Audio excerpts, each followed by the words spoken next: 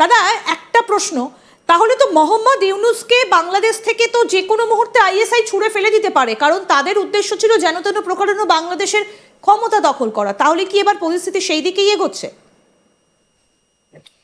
এটি অস্বাভাবিক কিছু নয়, কারণ ডক্টর মোহাম্মদ ইউনূস কোনো পলিটিক্যাল পার্সন নয়। তার গ্রামীণ ব্যাংক বা এই গ্রামীণ টেলিকম এইসব পরিচালনার বাইরে তার কোনো সাংগঠনিক কাঠামো নেই। তো গ্রামীণ ব্যাংক বা এই প্রতিষ্ঠানটি যে পরিচালনা হয় সেটি একটি আহ, শুধুমাত্র অর্গানাইজেশন। গ্রামীণ আহ, মানুষকে নিয়ে তিনি এই কাজটি করেছেন। তো তারা বিভিন্ন মতাদর্শের লোক। সুতরাং ডক্টর মোহাম্মদ ইউনূসের ব্যক্তিগত ফলোয়ার যারা, মানে ওনার রাজনৈতিক দর্শন বা ওনার এই রাষ্ট্র পরিচালনার দর্শন পছন্দ করেন, এই সংখ্যা একদমই বাংলাদেশে নেই।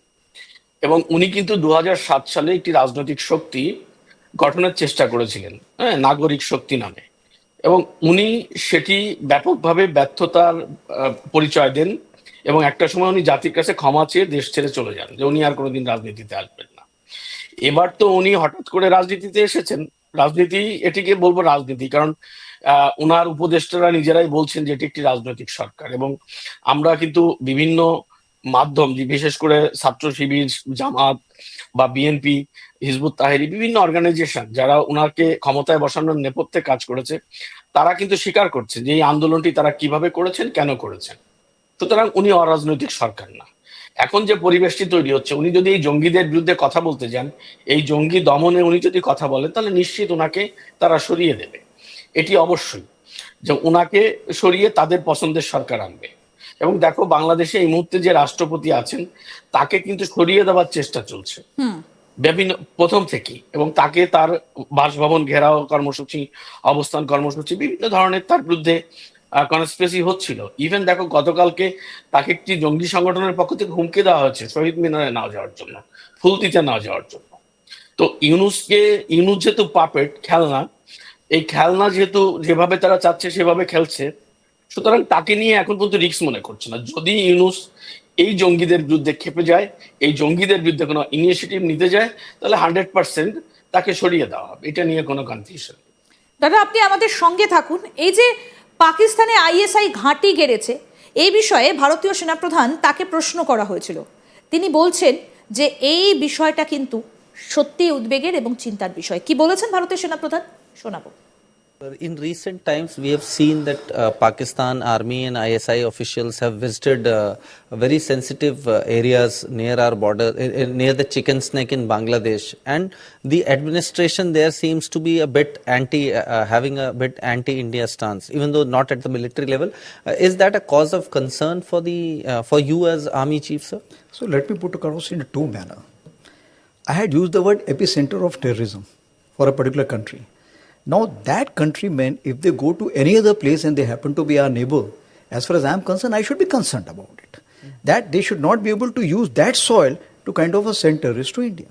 That is as far as that is concerned. As far as the second setup is concerned, that how's the administration, my stance is that when we have elected government, then we can say how should be our relationship. But so the military relationship is concerned is very strong. And we are able to exchange notes whenever we want. And that's what we have been doing it. ভারতীয় সেনাপ্রধান উপেন্দ্র দ্বিবেদীর বক্তব্য আমরা শোনালাম, এবং তিনি যেটা বলছেন, দাদা আপনিও শুনলেন, যে তিনি বলছেন যে পাকিস্তান বাংলাদেশে আইএসআই এর ঘাঁটি গেড়েছে বা ট্রেনিং দিচ্ছে, ভারত এটার থেকেও বেশি উদ্বিগ্ন চিকেন স্নেক, এবং ভারতে এর প্রভাব কতটা পড়ে সেটা নিয়ে একটা উদ্বেগ কিন্তু তিনি প্রকাশ করেছেন। কারণ আমরা সবাই জানি যে গত কয়েকদিন ধরে প্রচুর অবৈধ অনুপ্রবেশকারী কিন্তু সীমান্তে ধরা পড়েছে, এমনকি বেশ কিছু ছকও ছিল বেশ কয়েকজনের, সেটাও কিন্তু পুলিশ ইতিমধ্যেই জানতে পেরেছে। কিন্তু এখন প্রশ্ন হচ্ছে, দাদা, বাংলাদেশে যদি এই বিষয়টা দিনের পর দিন চলতে থাকে, তাহলে সেই দেশটা তো একেবারে একটা জঙ্গি দেশে পর্যবসিত হবে। ইন্দিরা, ভারতীয় সেনাপ্রধান যেটি বললেন, যে বাংলাদেশের বিভিন্ন সীমান্তগুলোতে আইএসআই এর যে তৎপরতা, এটি নিয়ে ভারত উদ্বেগের কথা কিন্তু আমেরিকাতে জানিয়েছেন। ভারতের প্রধানমন্ত্রী এবং ভারতের নিরাপত্তা প্রধান, যিনি উপদেষ্টা, এবং ভারত, আমি যতদূর জানি, কূটনৈতিক তথ্য আমার কাছে যেটা আছে, যে ভারতে ফেরার পরে নরেন্দ্র মোদীজি ভারতে ফেরার পর তিনি জাতীয় নিরাপত্তা পরিষদের বৈঠক করেছেন। ইভেন ভারতের যিনি নিরাপত্তা দেখেন, আহ, আহ, যিনি নিরাপত্তা উপদেষ্টা অজিত দোভালের কথা বলছেন। অজিত ডোভাল, রাইট, তিনি এই যে নর্থ ইস্ট সহ ওয়েস্ট বেঙ্গল বর্ডারে যেসব ইন্টেলিজেন্ট এবং যারা সামরিক কর্মকর্তা রয়েছেন, শীর্ষ কর্মকর্তা, তাদের সঙ্গে কিন্তু বৈঠক করেছেন। তো বাংলাদেশের যে পরিস্থিতি, তুমি উদ্বেগের কথা বললে যে অভ্যন্তরে এরকম হলে জঙ্গি রাষ্ট্র হয়ে যাবে, এটি বাংলাদেশের মুক্তিমনা স্বাধীনতার সপক্ষের শক্তির মানুষের জন্য যেমনটি বিপজ্জনক, যেমনটি আশঙ্কের উদ্বেগের, পাশাপাশি ভারতের জন্য। কারণ আমি একটু আগে যেটা বললাম যে ভারতকে তারা টার্গেট করেছে যে বাংলাদেশের ভূখণ্ড ব্যবহার করে তারা এই সন্ত্রাসবাদটা করবে ভারতের বুকে, এবং সেটি কিন্তু শেখ হাসিনার আমলে হতে দেওয়া হয়নি।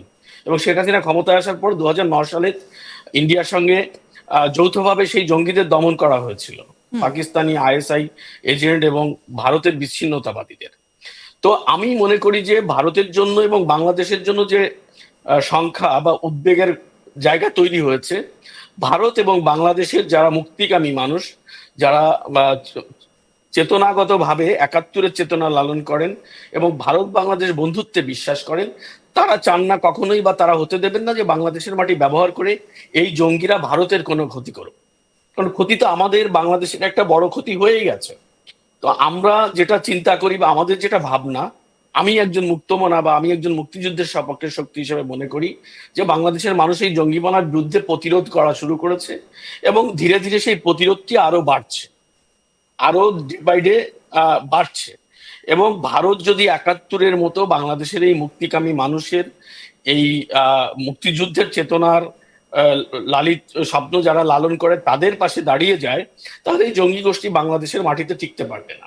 ঠিক কথা, বাংলাদেশের মাটিতে টিকতে পারবে না। এখন দেখো বাংলাদেশে আইএসআই এর প্ল্যানটা দেখো, যে বাংলাদেশে এখন তারা জঙ্গিদের জঙ্গি স্টাইলে তরুণদের যারা এন্টি ইন্ডিয়ান মুভমেন্ট, তাদেরকে ট্রেনিং দিচ্ছে, সামরিক ট্রেনিং।